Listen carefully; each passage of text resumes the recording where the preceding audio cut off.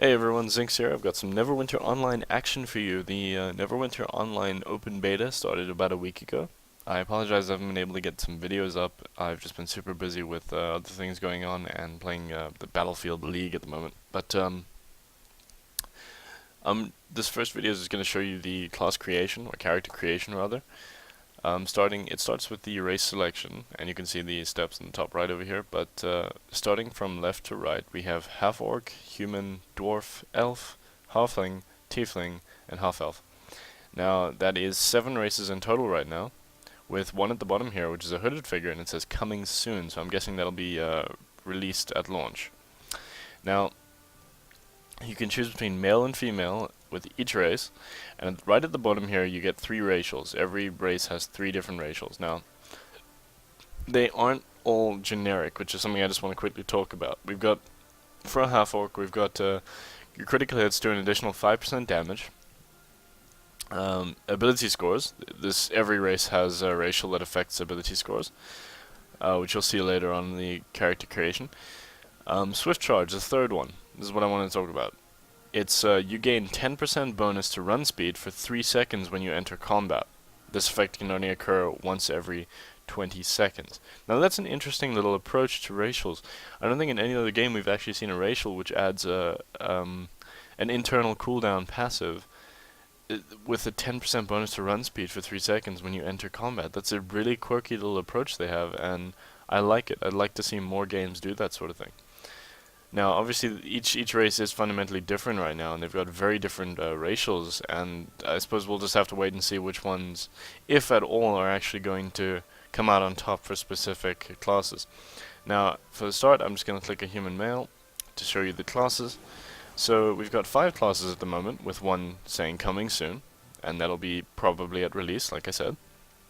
Now, we've got the Trickster Rogue, the Devoted Cleric, the Control Wizard, the Great Weapon Fighter, and the Guardian Fighter. Now, the Great Weapon Fighter, Trickster Rogue, and Control Wizard are 3 DPS classes, with the Control Wizard having quite a lot of CC involved. Now, the Guardian Fighter is the tank, and the Devoted Cleric is the healer. Now, at the bottom of each class, and I say now way too often, at the bottom of each class, you see 4 little icons here. Now, what these are is, and I said now again, what these are is previews of one of each type of ability you get. And starting from left to right, we have a general skill, and healing word, flame strike, and religion. Now, astral change, this one, just general one, is toggles between the enemy or ally version of your right-click power. That's just a general skill, more passive in a way, if I can describe it that way, not really important. Healing word is one of your encounter powers. Now, encounter powers are basically the only abilities you have that have cooldowns. Encounter powers go on your Q, E, and R keys. Flame strike is a daily. Now, dailies don't work on a once per day system in this game. They actually work on a system of action points. Now, dealing damage or healing as a cleric will build action points, and once you've filled your action point bar, you can then expend all those action points on one of your 2 dailies, and 2 is the maximum number of dailies you can equip at one time. Now the last one is religion. Now this general skill for each class is it applies to the skill nodes you can find out in the world. There are no gathering nodes such as iron ore veins that we'd see in other games, for example. These work on skill nodes, which each class can have their own specific ones they can interact with. Now, these skill nodes give you random materials, you know. They don't necessarily give you only ore. They'll give you ore plus leather scraps plus whatever else. You know, maybe some tailoring things. And basically what this means is that my cleric has religion. Now, that means I can interact with religious artifacts or religious skill nodes without the need of any other items, and with 100% chance of success. Now, a Trickster Rogue cannot do that for religious items. A Trickster Rogue needs to get a religion kit in order to interact with those nodes, and he only has a 75% chance of recovering the materials. But likewise, the Trickster Rogue has thievery, and my cleric would not be able to interact with the thievery without doing the same. So, that's just a general overview. To start it off, I'm going to choose a Great Weapon Fighter to show you customization, but first we're going to go into ability scores, and I lucked out here. It tells you here at the top your primary ability is strength and your secondary abilities are constitution and dexterity. It tells you that for each class you pick, and it'll give you a guide. Now, I lucked out here because I was going to re-roll at the bottom here, and because you can re-roll. And basically what I'm going to do is I'm going to roll until I have 18 strength. So let's pray that I don't sit here for there we go. Now I've got 18 strength, 13 constitution, 13 dexterity. Now also you'll see next to my charisma there's a +2 button here. At the bottom here is one of my racials. Or yeah, one of my racials that pertains to ability scores as a human. I can choose to put +2 into any ability I want.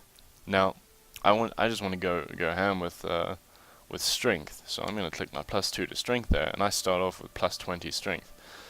The fact that I'm like dumb as a brick doesn't really matter in this game, but intelligence, wisdom, charisma, these things you can see in game directly what stats they apply to. Now I'm going to say continue there, and we go into the customization, and good God Mary, wow, I like it. I think it has a certain pizzazz to it. Alright, so the first step of character customization, you can obviously click a preset and continue on to the end, but first you can click a preset, then click customize. Now there is a wide range of customization that you can put in here. Things like hair and facial hair, there are no scaling bars for it, not for your face. You get face structure, head shape, that sort of thing. And then face scaling, which lets you go into in-depth customization of your face, and that you know, I like it when they give you that customization. I think this game, despite its it's got its graphics aren't bad. Its graphics are not bad at all. It's not quite like CryEngine 3 level, but I think what they did was in character customization they gave you certainly enough ways of making your character look unique, and honestly I have no suggestions for it. I think they did a really good job in it. I was able to make my other character fairly unique in its ways, just with playing around a little bit in the customization. Now, you can also go down to body shape. There are 3 body shapes so far. Who knows? Maybe they'll add more. And then body scaling. Now, body scaling you can go very in depth. Things like hand length, hand thickness, all these things. Leg size, feet thickness, feet length, that kind of thing. You get really in depth there, and I think they really did a really good job here. So I'm going to continue on to this point, which is character character origins and deity affiliations. Now, this is all lore based. This has no effect on your actual storyline in game. Now, under deity, I'm just going to select Torm there because I'm familiar with the loyal furies, of the god of lore. Now, you can select character origins, and what they do is they give you a map here of the world with certain locations, cities, and areas.